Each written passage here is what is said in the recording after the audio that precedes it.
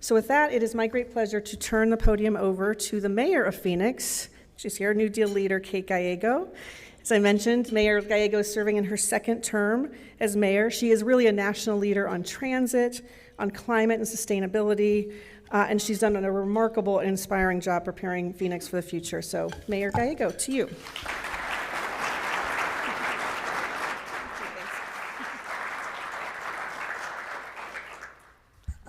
Welcome to Phoenix. We are so honored to host you.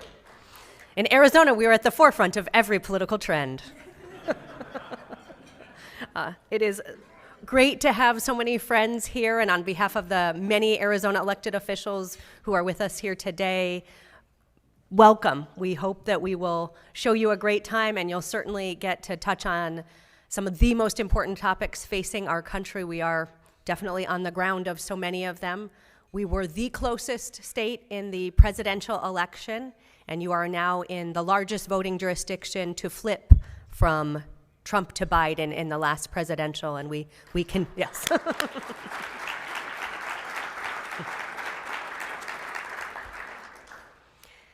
And we are doing it our best to keep it that way, but it has been a very exciting time, and you're going to get to hear about what it's been like with these debates on democracy and some of the really difficult situations that people have been in post-election. I hope that none of you who are not from Arizona will have to go through it, but there's some real words of warning as well from what has happened in this community, and real threats to some very brave elected officials who you'll hear from today who defended democracy in a way that I think I would have never thought possible years ago. This county will be home to the John McCain Library, and one of its themes will be protecting democracy at home. When it was, I think, originally conceived, we would have thought abroad, but this is a conversation that we need to have here as well. So we're excited to welcome you for this important conversation. But since those are some of the more difficult topics, I thought I might also touch on good news. We thought last week was going to be a really important week where we would be discussing semiconductors in Arizona. That did not work out for us. But on Monday, we announced what would be the largest foreign direct investment ever in our country's history on a greenfield site will be in Phoenix, Arizona.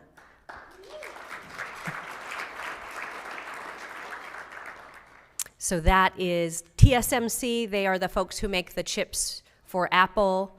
If you were smart enough to buy NVIDIA stock, they are making your chips, and we should hang out. So we have long been, as a region, an epicenter for semiconductor manufacturing with companies like Intel here. But the expansion that was announced on Monday would not have been possible without the Biden administration and the CHIPS Act, which is helping bring back American manufacturing and helping us be competitive with other national governments, which invest much more heavily than we have been doing. And so on Monday of last week, awkwardly during the eclipse, the administration announced that they would be doing a major funding partnership with TSMC, and it will be $65 billion, they announced, in Phoenix. That's long been a priority of mine. I bought my first home in Phoenix in 2008 in the single-month peak of the market. And if you remember 2008, Arizona was hit very deeply by the downturn in the housing market. At the time, we were more dependent on the real estate sector than Detroit on automotive, so it was the big show in town. A lot of our big jobs, a lot of our publicly traded larger companies were in home building, and it hurt us even more deeply than most of the rest of the country. So we had bigger declines and took longer to build out. And I was reflecting on my poor real estate decisions and just thinking about how we can learn from that. I worked before running for office at the electric utility and economic development, so helping companies that want to grow here or locate here. And it really, the downturn in real estate really impacted me personally. I knew so many people who lost their homes to foreclosure, and it was a tough, tough time. So I came out of that wanting us to never have to go through that again. And that is one of the reasons we focus so much on advanced manufacturing for this community. So in 2019, shortly after I was elected, I did my first international trip was to Taiwan to try to recruit TSMC here. We knew they wanted to come somewhere in the United States, and we thought we were competitive. We have the largest engineering program at Arizona State University and a good backdrop in semiconductors. But it was intimidating first trip for sure as mayor. The site that we were pitching for them literally had tumbleweeds on it, and it was next to Ben Avery's shooting range, which we weren't sure how well that would translate in Taiwan for trying to say we want you to build the most competitive semiconductor chips in the country right next to a shooting range. But luckily, with the combination of great people and other amenities, we were able to overcome some of the marketing challenges we had and get them to commit. And that's something that's changing this community right now for the better. So since they've announced, we've had 23 other companies come to Phoenix in semiconductors, and from elementary school up, we're seeing changes with more focus on STEM and math and science careers. Our community colleges have just done a heroic effort to bring new folks into training for these jobs, and it's all hands on deck. The high schools have several new programs around semiconductors, so we're really trying to make sure that this is a job area where the people who live here now will have the chance to go into higher wage jobs, and we hope have a much more diverse economy than what would have been the trend if we had just stayed on the path with a heavy emphasis on home building and the development industry, which continues to be strong. We are one of the markets that's seeing the most new housing starts, although have huge demand and have a lot of work to do in that area. And you're going to hear from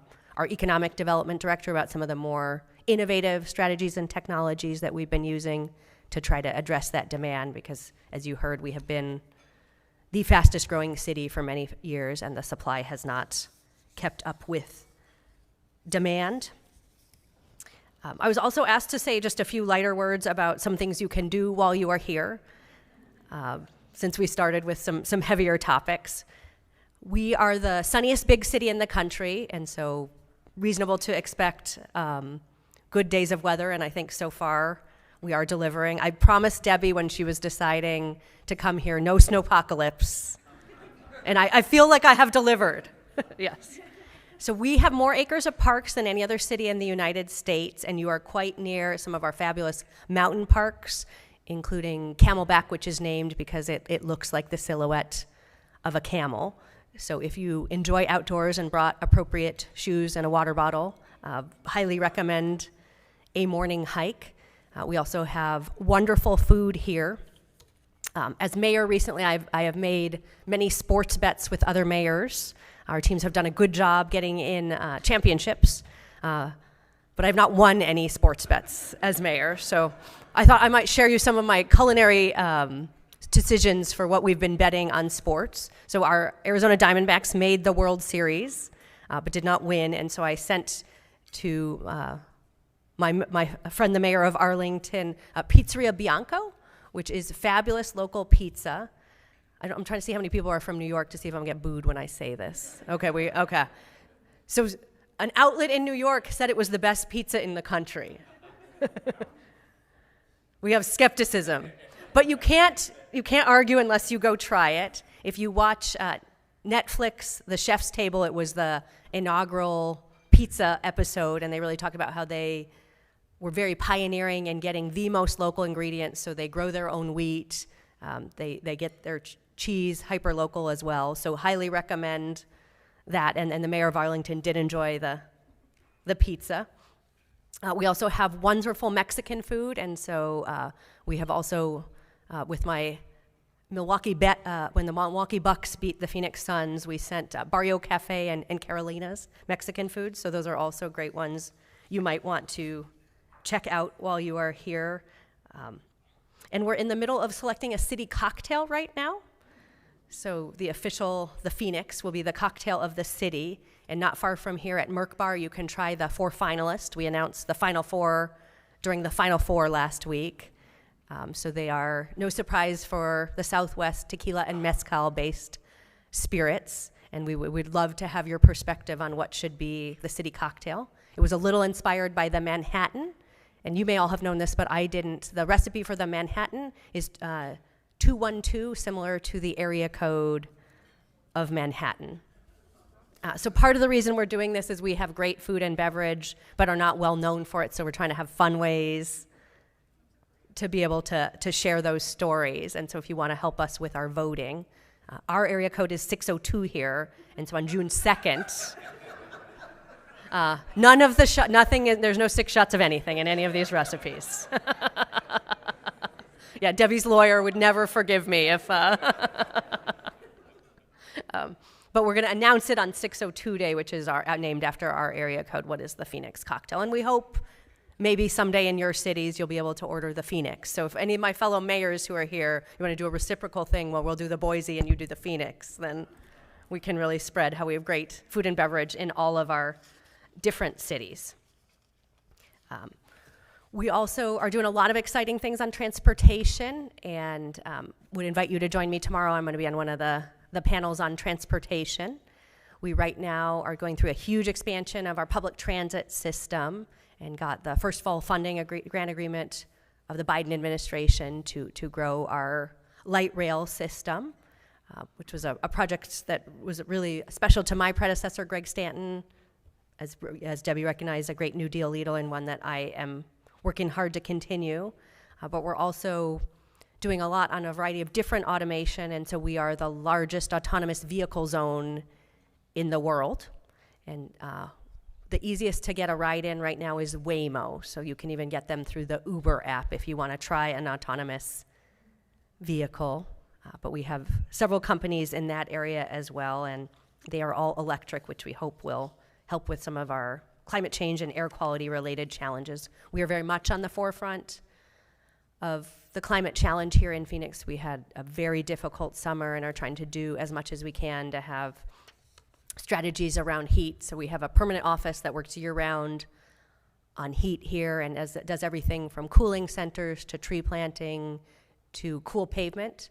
Not far from here, you can see areas where what was black asphalt is now a much lighter gray to be more reflective, and that helps us with our overnight temperatures because the black asphalt really maintains heat and has made it difficult to cool the city. So we have over 100 miles, which we think might be the largest such program in the world in that area, and it's still hot in the summer in Phoenix, but we're trying to really design the city differently. You'll see some of our downtown later, and we're moving towards a program where 70% of the sidewalks should be covered with shade, which will also make it more comfortable. We'll be tonight in Roosevelt Row, which is our arts district. The National Urban Planning Society named it one of the great places in America, and I hope you'll get a chance to see some of the great murals and just artistic environment in that area. And it's a really fun, special place for a lot of our young people. They say that's where they fall in love with the city of Phoenix. So hopefully you will get to see what makes that area special as well and just have a wonderful time.